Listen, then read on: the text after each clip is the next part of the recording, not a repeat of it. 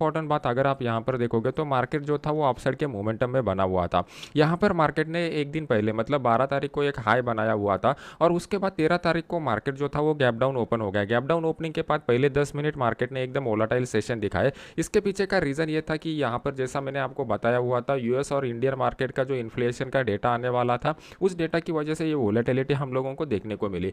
फिर मार्केट ने इस हाई को ब्रेक करने की कोशिश की लेकिन वहाँ पर मार्केट सस्टेन नहीं हो पाया और एक स्ट्रॉन्ग सेलिंग यहाँ पर आ गई।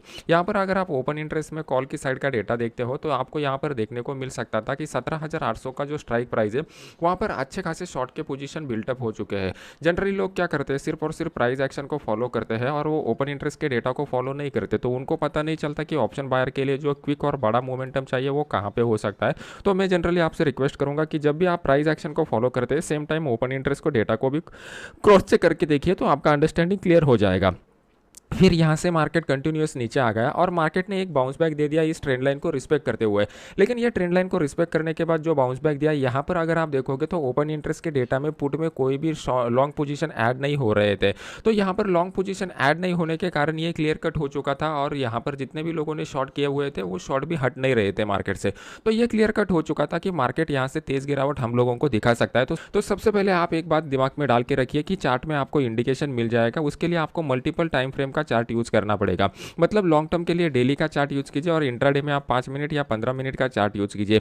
अगर आप एक नोवाइस ट्रेडर हो तो आप फोकस 5 मिनट चार्ट के ऊपर कीजिए। अगर आप यहाँ पर देखोगे तो मार्केट जो था वो series of lower highs lower lows लगाते जा रहा था। पहली बार मार्केट ने यहाँ पर सीरीज ऑफ हायर हाई लगा दिया और जब मार्केट ने नीचे आने की कोशिश की तो यहाँ पर मार्केट ने हायर लो लगाया और फिर यहाँ से मार्केट बाउंस बैक दे दिया। तो पहला हम लोगों को प्राइस एक्शन से इंडिकेशन मिल गया कि मार्केट जो है वो सीरीज ऑफ हायर हाइज और हायर लोज लगाते जा रहा है। सेकंड इंडिकेशन हम लोगों को कहाँ पे मिला हुआ था, अगर आप इस चार्ट को ठीक से देखोगे तो आपको यहाँ पर क्लियर कर दिखाई दे रहा है कि मार्केट जो है मार्केट ने एक inverted head and shoulder pattern form किया हुआ था और जैसे ही इस inverted head and shoulder pattern को मार्केट ने ब्रेक कर दिया हम लोगों को बहुत ही बढ़िया अपसाइड का मोमेंटम देखने को मिला। तो ये बात हमें क्लियर कट इंडिकेट करती है कि जब भी हम लोग प्राइस एक्शन को फॉलो करते हैं, प्राइस एक्शन में हम लोगों को कंटिन्यूएशन का भी ट्रेड मिलता है और एक रिवर्सल का भी ट्रेड मिलता है। तो कंटिन्यूएशन और रिवर्सल के ट्रेड को कैसे आइडेंटिफाई करना है, सबसे पहली बात मार्केट में अगर कोई भी इंपॉर्टेंट ट्रेंड लाइन ब्रेक होता हो जो मिनिमम पहली बार 3 टाइम्स टेस्ट हुआ हो, ये इंपॉर्टेंट क्राइटेरिया है, जनरली लोग इसको भूल जाते हैं। मिनिमम 3 टाइम टेस्टेड अगर ट्रेंड लाइन ब्रेक होता हो तो जो भी ब्रेकआउट वाला कैंडल है इसके लो के नीचे अगर मार्केट आता है तो बढ़िया डाउनफॉल हम लोगों को देखने को मिलता है। सेकंड पॉइंट, मार्केट में डेली चार्ट के ऊपर अगर अपसाइड का ट्रेंड बना हुआ हो तो हम लोगों में इंट्राडे चार्ट में बाय ऑन द डिप्स का रणनीति अपनाना चाहिए, वो वहाँ पे ज़्यादा मोमेंटम देता है। यहाँ पर अगर आप देखोगे तो एक अच्छा खासा inverted head and shoulder pattern के बाद बहुत बढ़िया अपसाइड का मोमेंटम देखने को मिला। तो ये थे कि आने वाले समय में बैंक निफ्टी और निफ्टी में किस तरीके का मोमेंटम हो सकता है। पहले हम लोग वीकली चार्ट का एनालिसिस करेंगे। अभी आपके सामने मैंने वीकली चार्ट लगाया हुआ है। तो हम लोग जब भी वीकली चार्ट का एनालिसिस करते हैं तो कौन कौन से पॉइंट के ऊपर फोकस करेंगे। सबसे पहले हम लोग देखेंगे कि यहाँ पर जो सिंगल कैंडल बन चुका है, ये सिंगल कैंडल का इंटरप्रिटेशन क्या है। मार्केट में इस तरीके का स्ट्रॉन्ग कैंडल बनता है तो पहला पॉइंट ये होता है कि मार्केट में पॉजिटिव सेंटीमेंट बना हुआ है, इस पॉजिटिव सेंटीमेंट को हम लोगों को कंसीडर करना पड़ेगा। सेकंड पॉइंट, अगर आप देखोगे तो मार्केट का जो क्लोज यहाँ पर निकल के आ रहा है वो हाई के करीब निकल के आ रहा है। अगर साइड बाय साइड हम लोग ओपन इंटरेस्ट के डेटा को क्रॉस चेक करके देखते हो तो यहाँ पर आपको दिखाई देगा कि बाय के कुछ पोजीशन अभी भी मार्केट में होल्ड है। मतलब मार्केट में जो पॉजिटिव मोमेंटम डेवलप हुआ है ये पॉजिटिव मोमेंटम को मार्केट कंटिन्यू रख सकता है, ये कंक्लूजन हम लोगों को मिल जाता है। सेकंड पॉइंट, अभी ये हम लोगों ने एक सिंगल कैंडल का एनालिसिस कर लिया। नेक्स्ट पॉइंट में हम लोगों को देखना है कि प्राइस एक्शन हमें क्या इंडिकेट करता है। तो प्राइस एक्शन के लिए सबसे पहले हम लोग एक इंपॉर्टेंट ट्रेंड लाइन को यहाँ पर ड्रॉ करते हैं। यहाँ पर मैंने आपके सामने एक ट्रेंड लाइन ड्रॉ करके रखा हुआ है। इस ट्रेंड लाइन को अगर आप ठीक से देखोगे तो आपको यहाँ पर क्लियर कट इंडिकेशन मिल रहा है कि इस ट्रेंड लाइन को मार्केट ने ब्रेक किया हुआ है। अभी ये ट्रेंड लाइन इंपॉर्टेंट क्यों हो जाता है, क्योंकि ये वीकली चार्ट वाला ट्रेंड लाइन है। वीकली चार्ट वाले ट्रेंड लाइन में अगर आप देखोगे तो आपको दिखाई देगा कि मार्केट एक बड़े मोमेंटम के लिए यहाँ पर प्ले होने करने की कोशिश कर रहा है।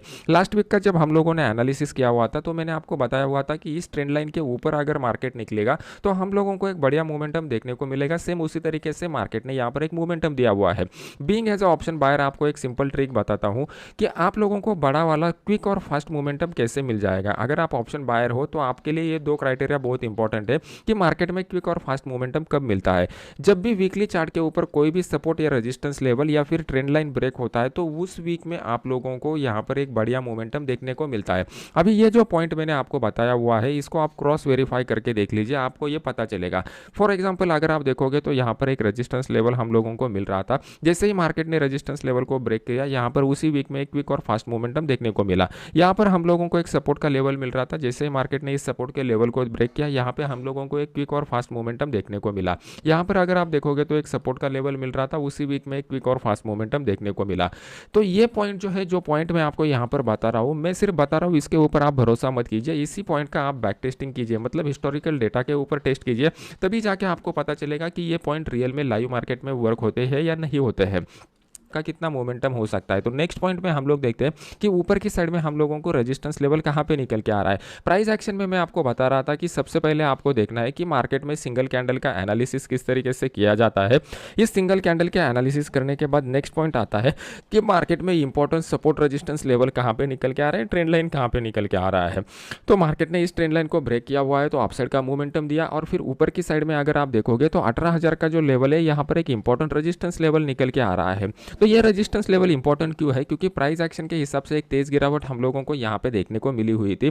प्लस अगर आप ओपन इंटरेस्ट का डेटा देखते हो तो यहाँ पे कॉल की साइड में one of the highest open interest बना हुआ है, तो ये हम लोगों के लिए रेजिस्टेंस की तरह काम कर सकता है।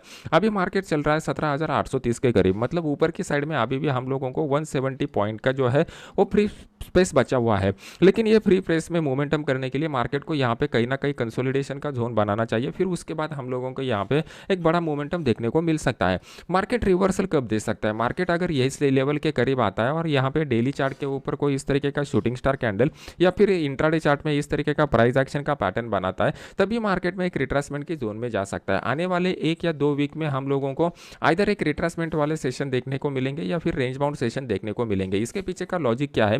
क्योंकि मार्केट अगर आप देखोगे तो 16,800 से लेकर 17,800 तक, मतलब ऑलमोस्ट 1000 पॉइंट का रैली दिखा चुका है, और इस 1000 पॉइंट के रैली में कहीं पे भी हम लोगों को अच्छा खासा जो है वो रिट्रेसमेंट या रेंज बाउंड सेशन देखने को नहीं मिलेगा। अगर आप इंट्राडे के डेली के चार्ट के ऊपर आते हो तो यहाँ पर आपको देखने को मिलेगा कि कंटिन्यूअसली मार्केट पिछले 10-12 दिनों से अपसाइड मोमेंटम दिखा रहा है, और इस अपसाइड मोमेंटम में अगर आप देखोगे तो मार्केट कंटिन्यूअसली जो है वो हायर हाइज लगाते जा रहा है, मार्केट जो है वो कंटिन्यूअसली हायर लोज लगाते जा रहा है, और मार्केट का अगर आप क्लोजिंग देखोगे तो कंटिन्यूअसली हायर क्लोज देता जा रहा है।